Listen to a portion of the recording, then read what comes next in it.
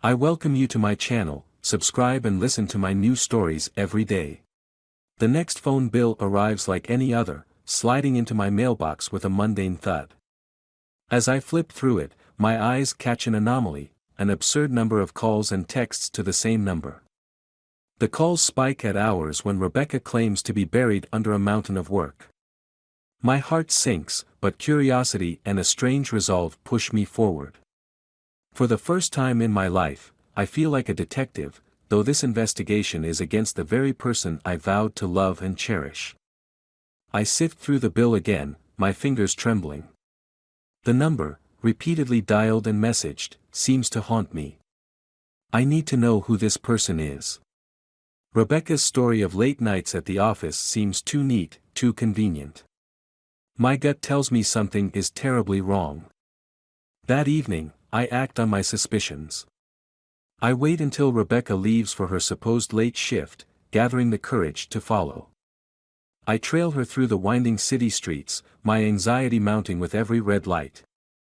The address she heads to isn't far from our home, a nondescript apartment building. My heartbeat pounds in my ears as I watch her slip inside. An hour later, I'm parked in a dim alleyway across the street, heart hammering, feeling like a voyeur to my own life. I try to calm my racing thoughts, but the looming question remains: who is she seeing? What if I'm wrong? The what-ifs plague me, but I can't back down now. Minutes stretch into hours. When the door finally opens and Rebecca steps out, she's laughing with a man I've never seen before. His arm casually drapes over her shoulders, and her laughter, something I've rarely heard at home, seems too genuine, too easy. They part with a kiss that leaves no room for doubt. A cold fury rises in me. I don't know this man, but he's stolen my wife's affection, and in doing so, has betrayed not just me, but the life we've built together. The resolve hardens into something sharper: revenge. I wait until Rebecca is well out of sight, then quietly slip into the building. My heart pounds in my chest as I ascend the stairwell, each step feeling like a beat of a drum marking my resolve. I locate the apartment from the bill's address and, with a sense of grim determination, unlock the door. The room inside is dimly lit, but the scene is unmistakable. Rebecca, draped across a couch, is with him, her lover. The room is filled with the scent of sex and betrayal. My hands tremble as I take in the betrayal.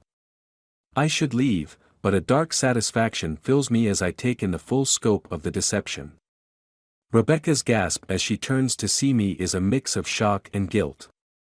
"David! What are you doing here?" My voice is cold, detached. I think the better question is, what am I not doing here? The man, his face now visible, scrambles to pull on his clothes, his eyes darting between Rebecca and me. "Look, man, I didn't know." I cut him off with a wave of my hand, turning my gaze back to Rebecca. "This isn't about him. It's about us." The conversation that follows is a blur of accusations and explanations. Rebecca tries to justify her actions, speaking of loneliness and neglect, but her words fall flat. The trust is shattered, and with it, the foundation of our marriage. When the last words are exchanged, I walk out, leaving the wreckage behind. The revenge I seek isn't just about the affair, it's about reclaiming my dignity. I'll ensure Rebecca feels the full force of her betrayal. Our marriage is over, and as I drive away, a plan begins to take shape in my mind, a plan to unravel the life she's built and exact the retribution she so richly deserves. As the night grows darker, I can't help but feel a twisted sense of justice. This is just the beginning. The dawn breaks slowly, casting an unflattering light on the shambles of my life. My mind replays last night's events like a broken record.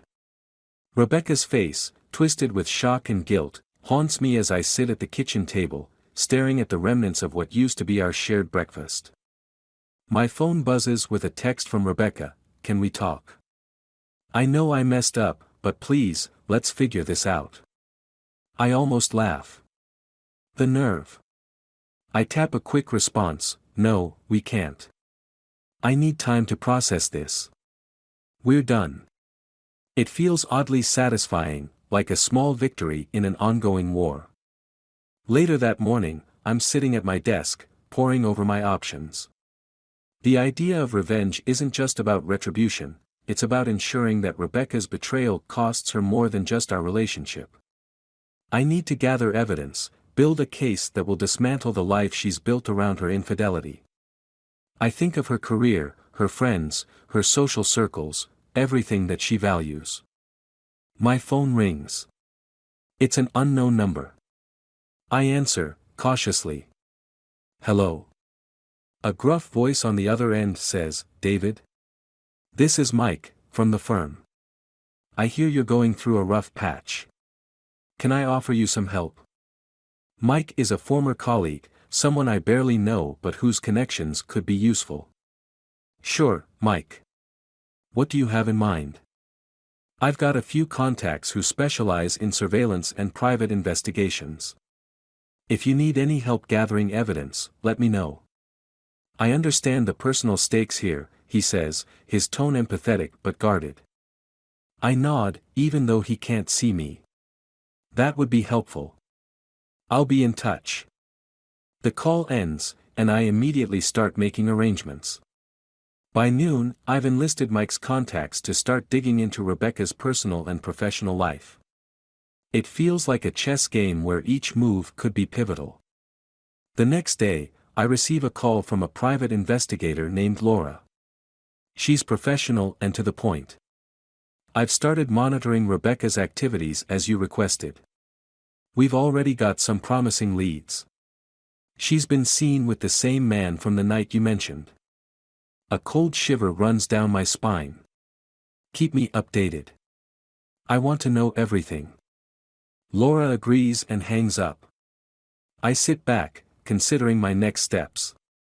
This isn't just about exposing Rebecca's infidelity, it's about making her understand the full impact of her actions. That afternoon, Rebecca shows up at the house, hoping to confront me. Her eyes are puffy, her demeanor defensive. David, you don't understand. I was trying to find happiness. I didn't mean for this to hurt you. I cut her off before she can say more. Save it. I've seen enough. I've already begun taking steps to make sure this affects every part of your life. Her face pales. What do you mean? I say, my voice icy, that I'm going to make sure this isn't just a personal affair. I'm going to make it public. Your career, your friends, everyone will know what you've done.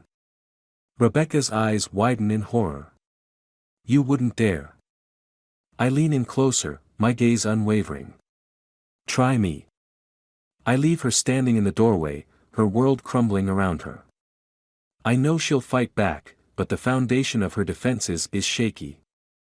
My revenge is far from complete, but it's gaining momentum. As the day fades, I focus on the growing list of evidence and potential avenues for exposing Rebecca's betrayal. This isn't just about emotional retribution, it's about dismantling the life she's built on deceit. My plan will be thorough, precise, and devastating. I need to stay one step ahead, and with Laura's help, I will ensure that Rebecca feels the full weight of her actions. The evening's darkness settles over the house, but my resolve is as clear as the sky. The real game is just beginning, and Rebecca's world is about to unravel. The days since my confrontation with Rebecca have been a blur of frantic activity and mounting tension. Laura, the private investigator, has been working tirelessly, and I've been following up on every lead with a single-minded focus. The thrill of revenge is intoxicating, but it's also consuming. I can't afford to let up now. One afternoon, Laura calls with an update. David, we've got some new information.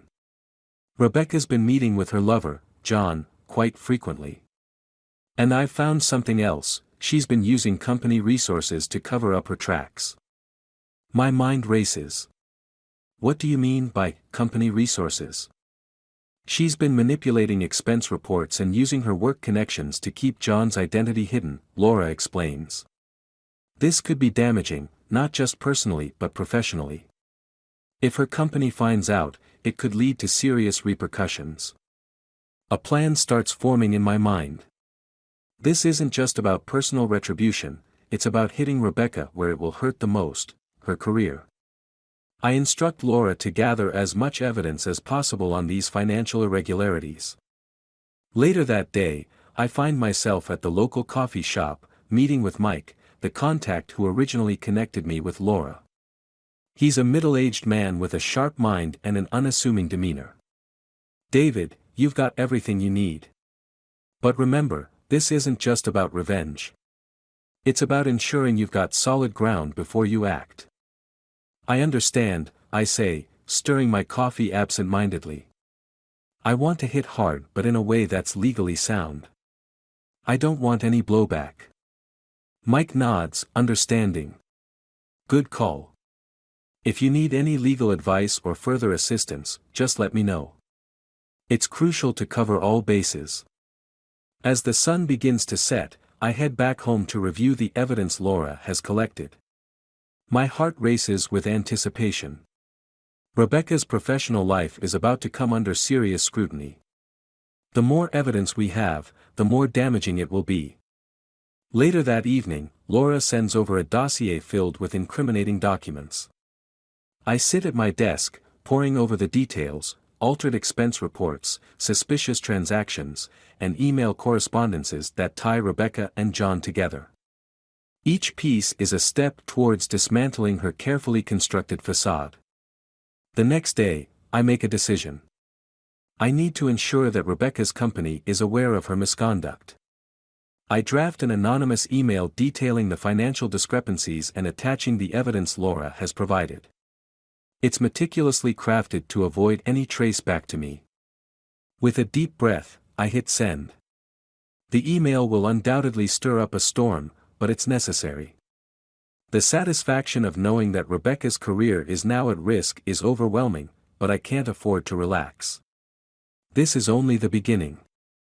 A few hours later, my phone buzzes with a message from Rebecca. She's seen the fallout from the anonymous email. "David, you've gone too far. This isn't just about us anymore. I'm being investigated at work, and it's affecting everything. Please stop this." I respond coldly, "You should have thought about the consequences before you betrayed me." Rebecca's response is frantic. "I know I messed up, but this is going to ruin my life. I'm begging you, please." The satisfaction I feel is tempered by a grim sense of finality. I've taken the first steps in dismantling Rebecca's world, but there's still more to be done. Her career is now in jeopardy, and I intend to see this through. The evening is quiet, but the tension is palpable. I know Rebecca will fight back, and the fallout from the company's investigation could be dramatic. But I'm ready for whatever comes next. This battle is far from over, and as I look over the evidence and my plans, I can't help but feel that the real impact of my actions is just beginning to unfold. The game has only just begun, and Rebecca's world is unraveling thread by thread. The days following the anonymous email have been a whirlwind. Rebecca's workplace is in disarray. News of her misconduct has spread like wildfire, tarnishing her reputation and triggering an internal investigation. I watch from the sidelines as her career, once so important to her, teeters on the edge of collapse. Yet, despite the chaos, I feel a sense of cold satisfaction, knowing that she's getting a taste of the consequences she so richly deserves. One evening, as I sit at home reviewing the latest developments, my phone buzzes with a new message. It's from Laura, the private investigator. "David, I have crucial information. Rebecca is planning to make a public statement about her personal issues and resign from her job. But there's something you need to know. She's been hiding something from you, an affair much deeper and more damaging than you initially knew." My pulse quickens. "What are you talking about?" I reply. Laura's response is swift. "There's a hidden agenda here.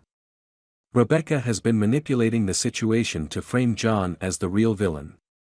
She's planning to distance herself from him to save her reputation. You need to act quickly."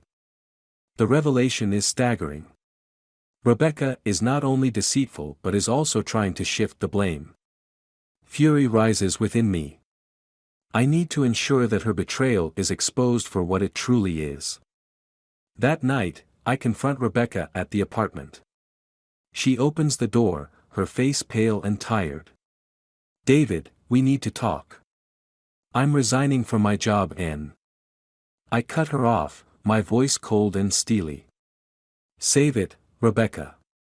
I know about your plan to pin everything on John. I've got evidence that you've been plotting this all along."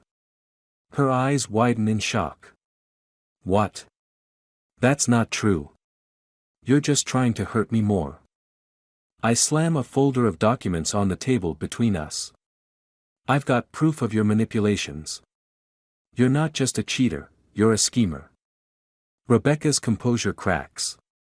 "What do you want from me? I've lost everything." I lean in closer, my voice menacing. "I want everyone to know the truth. I'm not letting you get away with this." Rebecca's face is a mask of desperation. "David, please. I'll do anything. Just don't ruin me completely."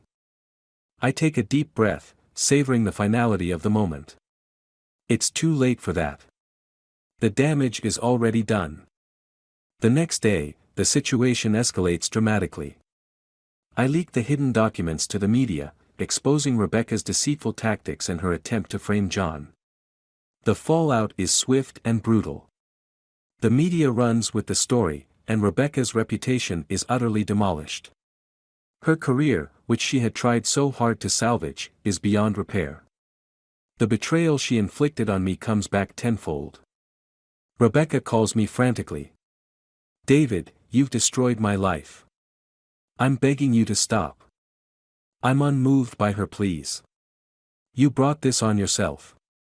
You played a dangerous game, and now you've lost." As I hang up, I feel a grim satisfaction. Rebecca's deceit has been laid bare, and her life is in ruins. But there's an unexpected twist. John, the man Rebecca had been seeing, contacts me. He's been a pawn in Rebecca's scheme and is now caught in the crossfire. John's voice is rough with frustration. "David, I didn't know what I was getting into. I'm not the villain here. I was just manipulated by Rebecca." I'm taken aback by his honesty. "Then why didn't you come forward earlier?" "I was scared," John admits. "But now, I see the truth. I'm not looking to hurt anyone. I just want to move on."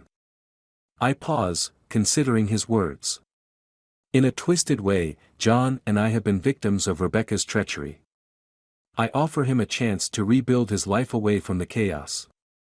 He accepts gratefully, and we part ways with an unspoken understanding. Rebecca, on the other hand, is left with nothing. The revelations have torn apart her personal and professional life. The once confident woman now lives in the shadow of her betrayal, isolated and broken. In the end, I watch as Rebecca's life collapses under the weight of her own deceit. The revenge has been both violent and insidious, but it has also been a lesson in the far-reaching consequences of betrayal. As I walk away from the wreckage of what was once my life with Rebecca, I feel a sense of closure. The finality of the situation brings a strange peace. The journey from betrayal to retribution has been tumultuous, but it has revealed the true cost of deceit and the relentless pursuit of justice. The story ends with a clear message: betrayal has a price, and those who deceive will ultimately face the consequences of their actions. Rebecca and I part forever, our lives irreparably changed by the harsh realities of trust and vengeance.